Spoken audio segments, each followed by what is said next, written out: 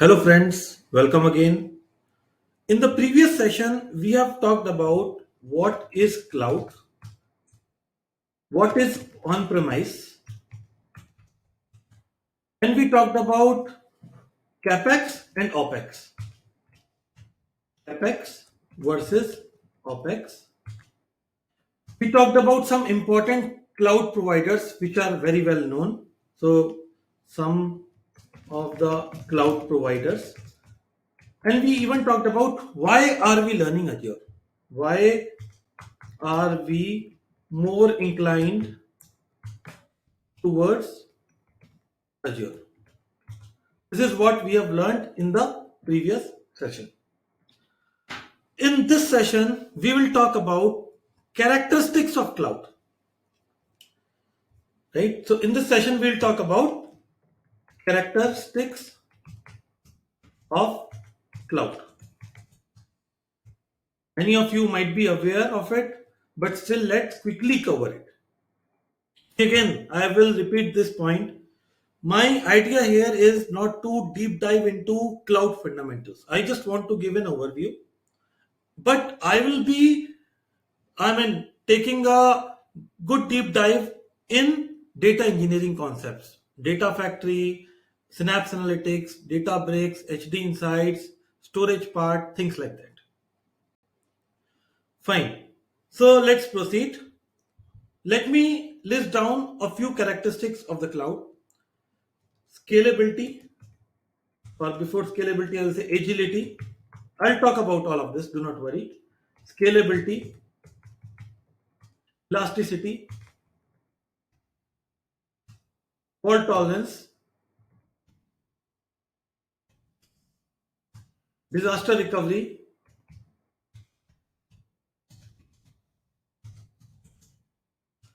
okay, and apart from that, high availability. There might be many more characteristics, but I am talking about the few very well known or the important ones, which you should know. So we say the cloud is agile. What is the meaning of this? For example, let's consider on-prem systems. On-prem, that means you yourself are purchasing the server, installing things and all. In that, what is the, let's say if you raise a request that I want 4 servers, right? I want 4 servers on which, let's say, cloud data should be installed. How fast this request can be served? How fast this request can be served? Can it be served in few minutes? Of course no, because we would get the servers physically. After that, our admin team will install things and a lot of stuff in between. So this will take days or few months to get it done, basically. But when we talk about your cloud, we say cloud is agile. That means the time we raise the request and the so basically from the time we raise the request, it should not take much time to fulfill this request. So basically the time it takes to fulfill the request after the request is made. If it is low, then we say agile. That means we can quickly serve it. But in case if this cannot be solved quickly, then it is not agile. On-prem is not agile, whereas cloud is agile, because when you have to procure things on cloud, on a click of a button, things can be done in a few minutes. Some of the services can be even deployed in seconds, some can take minutes, and the bigger services can take hours. As simple as that. But in case of your on-prem, it will be few days or months. So cloud is quite agile and very good in that case. Now talking about scalability. What is scalability? Scalability refers to, can we, increase or decrease the resources whenever required. Right? Can we increase or decrease the resources whenever required? So when we talk about scalability, there are 2 kinds of scaling: vertical scaling and horizontal scaling. Vertical scaling, as the name suggests, that we tend to keep on adding resources to one single machine, right? That means if you have a VM of, let's say you have a VM virtual machine with 2 CPU cores and 8 GB RAM, right? Now, if required, you can increase the capacity to 4 CPU cores and 16 GB RAM. You can again go further, 16 CPU cores and 32 GB RAM, and likewise. This is vertical scaling. That means vertically we are putting more and more resources on the same system. So basically, when we are increasing the resources in vertical scaling, it is called as scaling up. And when we decrease the resources, it is called scaling down. Right? Because think that there is a system and you keep on putting more and more resources in the single system, right? So that is like scaling up. You are increasing the system capacity. And when we decrease, it is scaling down. Let me try to show you with this thing, a diagram that would be even better. Just give me a moment.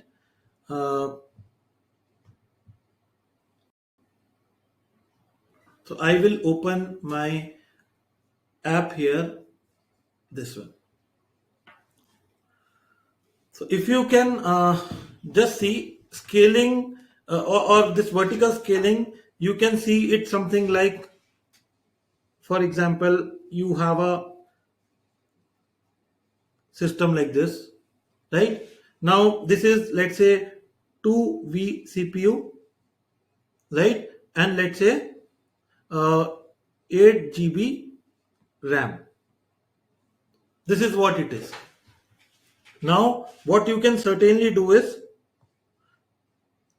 what we can certainly do is, we can definitely increase more power to it by having a bigger system, which is bigger than this, might be 4 vCPU and 16 GB RAM, right? That means we can keep on increasing the power of one machine, 8 vCPU and 32 GB RAM, right? So basically in a single line we are going up. Think it this way. That's why we say scaling up, scaling up, right? When we increase the resources, and when we decrease it, let's say we say, okay, initially we have this machine, but now we would not get this one and we want to go with a smaller one, let's say this one. So this is called scaling down, right? That means we are shrinking in, basically. So if we go this side, we say scaling down.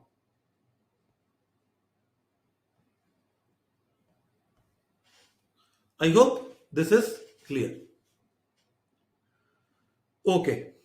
So with this, you would have got what do I mean by vertical scaling. In this, we have scaling up and scaling down.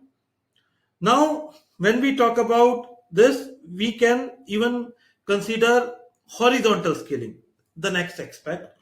So we have talked about this vertical scaling. Let's talk about horizontal scaling. What does that mean?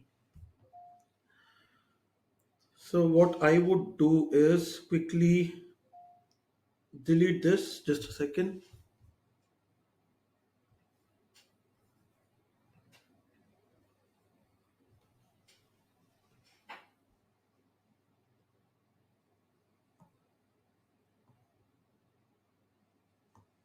Okay. So now let me try showing you what do I mean by horizontal scaling. In horizontal scaling, let's say you have one, or let's say two servers initially, right? And you have more requirement now. So what you can do? So this cluster right now is of 2 nodes, but you can certainly increase the capacity of this cluster by adding the third node and even the fourth node whenever required. And you can keep adding more and more resources horizontally. So you can keep on expanding it horizontally by adding more and more machines to it or more services to it. This is called horizontal scaling. Horizontal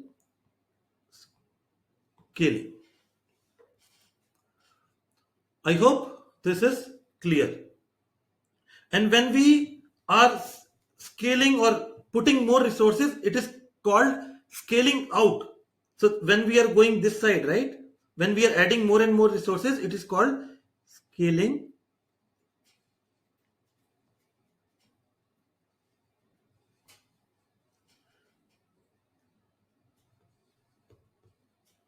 scaling out, right? And when we are shrinking the resources, that means we say, okay, we are using 4 machines. I want to get rid of this one and this one. I just want to go ahead with these two. Then this is called scaling in. That means we are shrinking the resources. Scaling in. I hope we are good with this. So, in terms, when we talk about cloud, I would mention we have talked about 2 terms: scaling out, scaling in, right? All of this can be done in cloud on click of buttons, and we do not have to really wait along when we serve the request or to get our request fulfilled. We do not have to wait for very long. So with this, we understood what is scalability, what is agility. Now let's talk about elasticity. Okay, so let me again go to my diagram,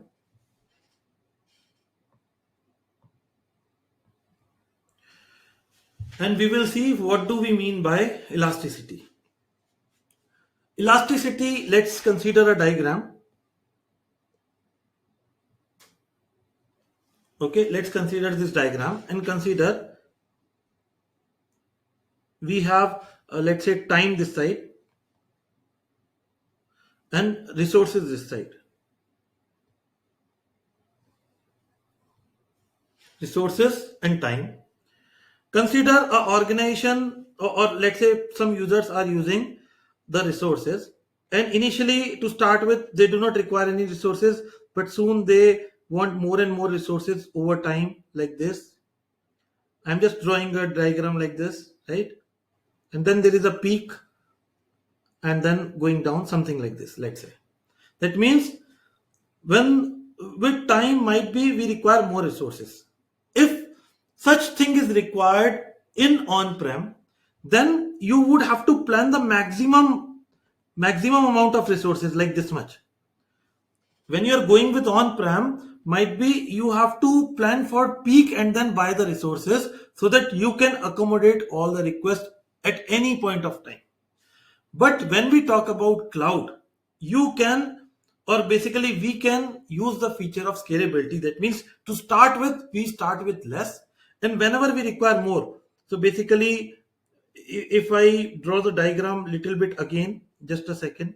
So if I draw this diagram again, for example, if you see this way,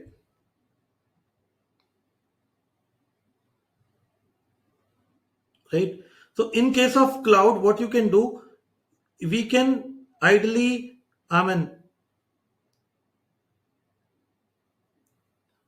ideally see this way, that whenever the capacity required is more, kind of that time we can provision more resources, and remaining times we can remove those resources. That means we can scale based on the requirement. That means we can scale up based on the requirement, and we can scale down when the demand goes away. This is how we can do, right? So the diagram does not or has not come very neatly, but I think you can understand what I am trying to convey, right? So now when we are scaling manually, right, when we are scaling manually, it is called scaling. But when system can automatically do it, that is called elasticity. Elasticity is nothing but scaling automatically. So scaling automatically is called as elasticity. I'll just show you that. What is elasticity? It's the ability of the system.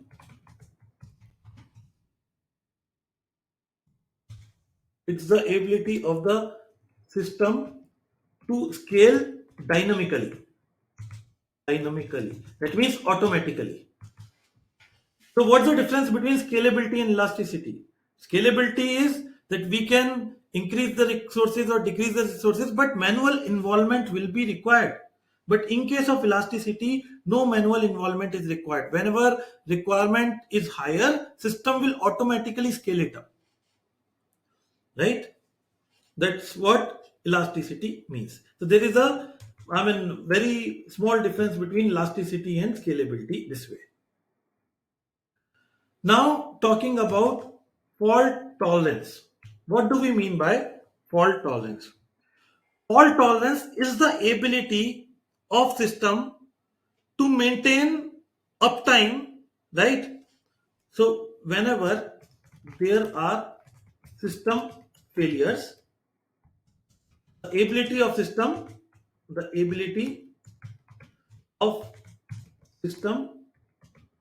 to still be up, right, or running.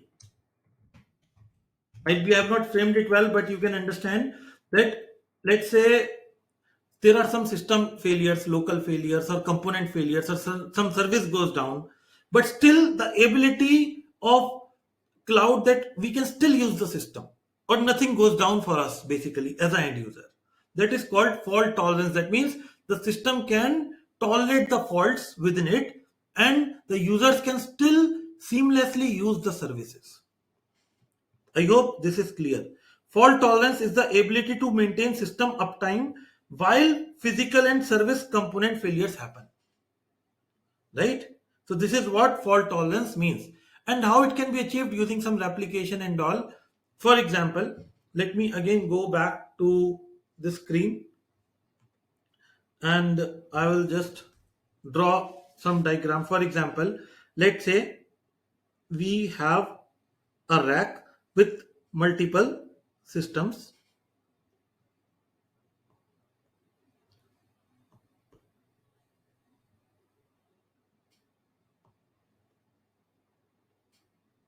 right? Another rack with multiple systems, right? And let's say the third rack, and this together is, let's say, a data center. This is a data center and this is rack 1, rack 2 and rack 3, right? And inside each rack we have servers kept, right? Three servers, whatever. This is a rough example I am taking.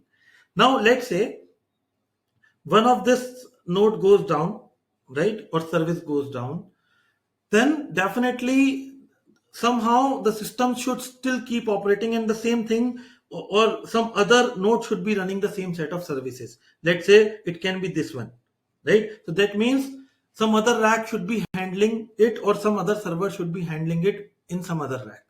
So this is how the faults can be tolerated and that's very important feature of the cloud. I hope this is clear. Okay, so let me go back. So you understood what is fault tolerance. Now talking about disaster recovery. What is disaster recovery? This is kind of the extreme case of fault. That means when instead of one particular node or service, the entire data center is going down. The entire region is going down, for example. How can it go down? There can be various reasons. For example, some natural calamity, right? Or it can be human errors, right? Someone definitely want to do something and someone planted a bomb, let's say, right? Can be anything where entire region or services are going down in a particular data center. That means the entire region or data center is going down, and it's not just one or two systems going down. So it's a fault at a bigger level basically, which shut down the entire data center. In such case, is there a way the system can still operate? Yes, the system should still operate in this case, or users should still be able to use the services in such cases.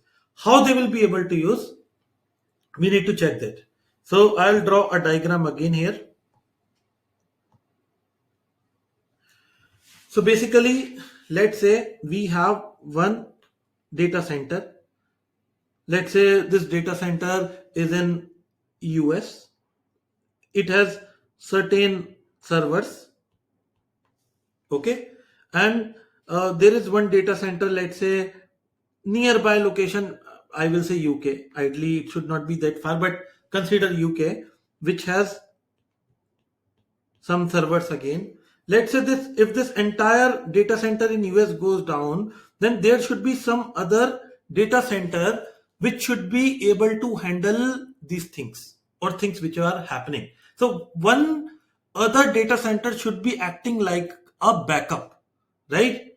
So this is where the concept of region pairs come into play. I'll talk about it in a while. Right now, you won't be able to understand because I have not explained you what is a region and all. We're still talking at a very high level, right? So in such cases, region pair come very handy, but do not worry what it is. But all what you have to understand is when one data center goes down, some other data center would be having or acting like its backup. I hope this point is clear, right? So let's make a note. Disaster recovery, what it is? It is the process and design principle which allows a system to recover, from natural or human induced disasters.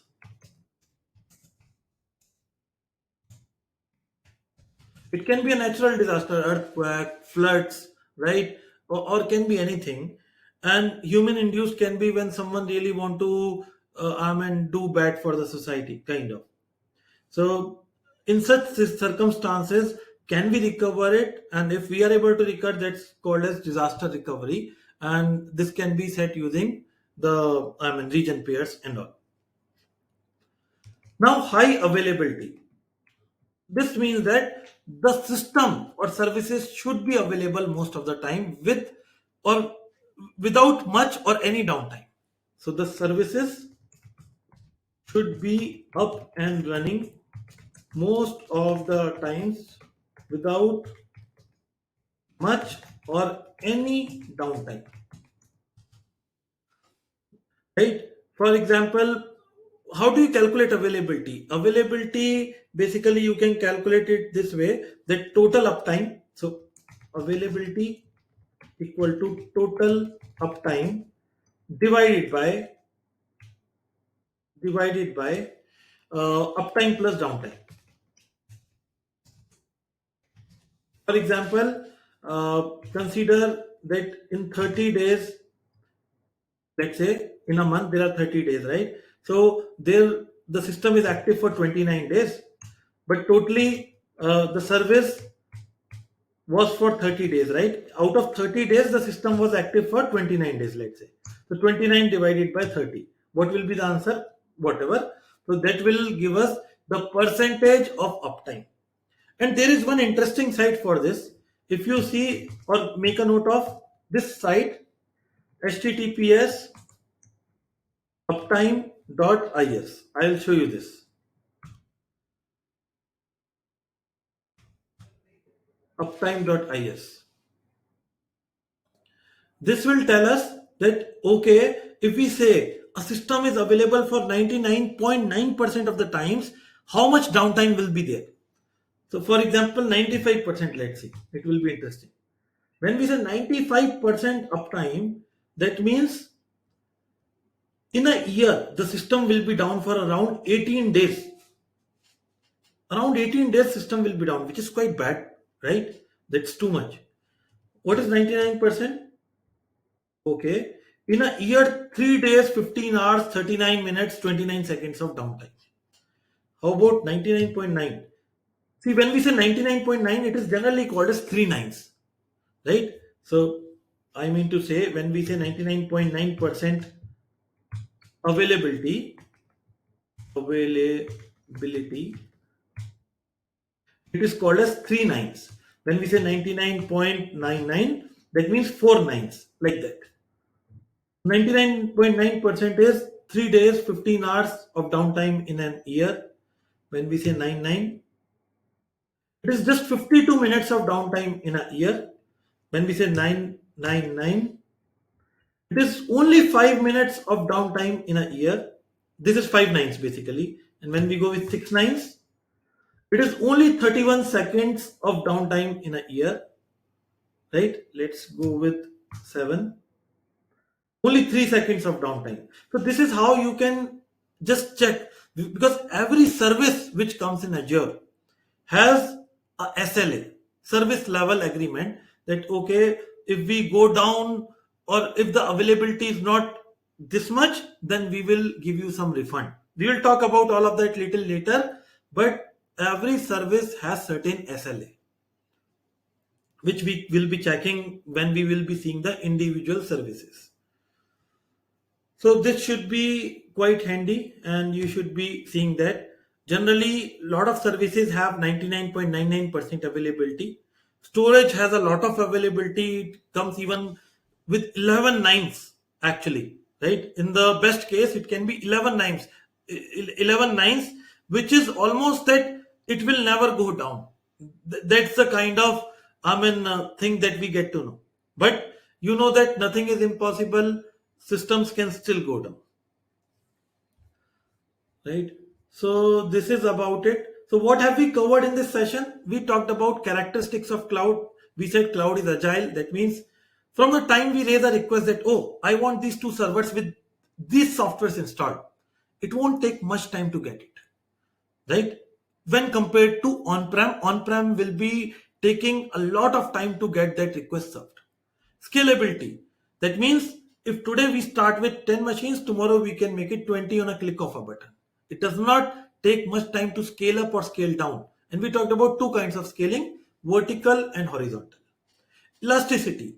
That means automatic scaling, right? The ability of the system to scale dynamically without manual intervention. Fault tolerance, the ability of the system to recover from faults. If any fault happen, how exactly system can still work seamlessly for the users.